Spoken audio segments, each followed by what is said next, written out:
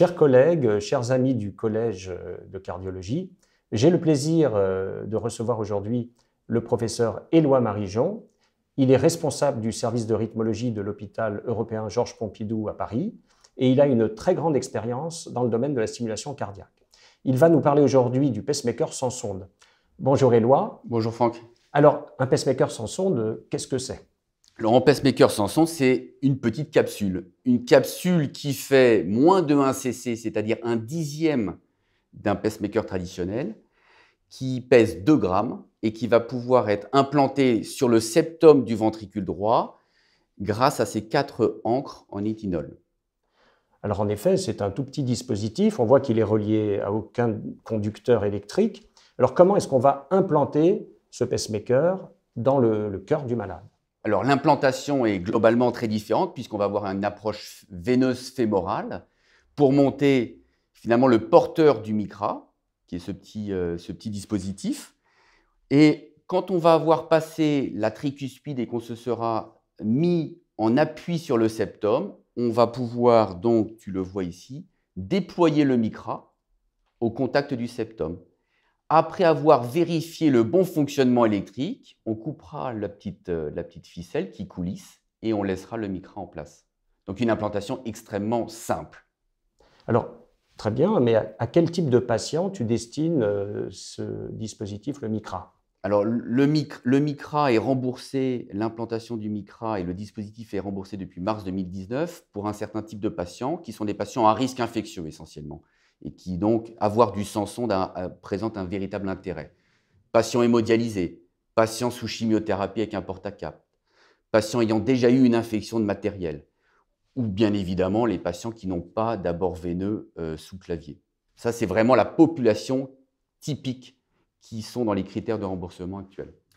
Et sur quelles données de la littérature repose ce remboursement ? Alors, nous avons de bonnes données observationnelles. Il n'y a pas d'essais contrôlés randomisés, mais il y a de bonnes données observationnelles prospectives à travers de 2 études qui ont donc enrôlé plus de 2500 patients implantés par plus de 300 opérateurs dans plus de 30 pays. Donc, c'est quand même des données solides qui montrent quoi ? La faisabilité, moins de 1% d'échec, qui montrent la bonne safety, c'est-à-dire quand on regarde les complications périopératoires, eh bien nous avions 2,7% de complications périopératoires au début et plutôt 1,6% sur ces dernières années, donc quelque chose d'extrêmement intéressant. Et ces complications opératoires sont essentiellement soit des complications au point de ponction, soit des complications, on va dire, péricardiques qui restent très, très rares. Donc un dispositif relativement facile à implanter, et puis avec de l'expérience, des complications qui finalement sont, somme toute, très basses. Tout à fait. Une courbe d'apprentissage qu'il ne faut pas négliger, qu'il faut savoir respecter, mais qui est courte, avec une implantation relativement simple qui se fait en général en moins de 30 minutes. Alors, je voulais te poser des questions maintenant sur un plan plus technique. Alors, est-ce que ces pacemakers se programment ? Comment ? Est-ce qu'ils sont asservis ? Est-ce qu'on peut les suivre en télécardiologie ? Est-ce qu'on peut faire une IRM ? Et aussi une question importante sur la fin de vie du dispositif. Que fait-on une fois que l'appareil est arrivé en fin de vie après plus de 10 ans généralement ? Alors bien évidemment, pour permettre à cette petite capsule de 2 grammes de rester en vie pendant 8 à 10 ans, voire plus de 10 ans parfois, il y a eu des choix qui ont été faits. Donc la programmation est extrêmement simple. C'est une programmation en VVI avec un asservissement possible, une IRM compatibilité sans aucun souci.